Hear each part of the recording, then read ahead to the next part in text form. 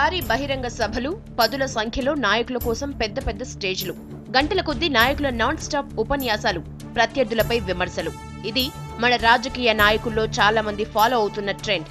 కానీ దీన్ని బ్రేక్ చేస్తూ ప్రచారం అంటే హంగు ఆర్భాటం కాదని, ప్రజలతో మమేకం కావటమని, వారి సమస్యలను పూర్తిగా తెలుసుకోవటమేనని ప్రూవ్ చేస్తున్నారు ప్రియాంక గాంధీ.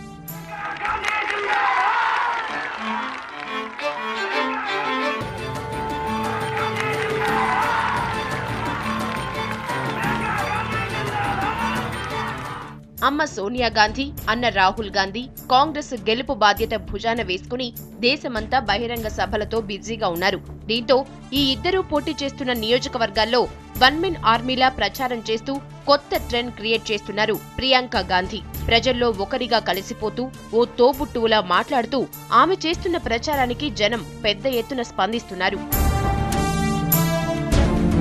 ఓ చిన్న స్టేజ్, చుట్టూ జనం, అందరితో ఆప్యాయ పలకరింపు, అవసరమైతే కింద కూర్చుని అయినా మాట్లాడే తత్వం. వీటికి తోడు ప్రజల సమస్యలు తెలుసుకుంటూ వాటిని పరిష్కరిస్తామన్న భరోసా ఇస్తూ అమేథీ, రాయ్ బరేలీలో ప్రియాంక చేస్తున్న ప్రచారం ఇతర నేతల తీరుకు భిన్నంగా సాగుతోంది. ఇక ప్రచార సమయంలో ప్రియాంక వ్యవహార శైలి, కట్టు బొట్టు ఆమె నానమ్మ ఇందిరాగాంధీని గుర్తుకు తెస్తోంది. దీంతో ఆమె అడుగులో అడుగు వేసేందుకు కాంగ్రెస్ నేతలతో పాటు జనం కూడా ఆరాటపడుతున్నారు.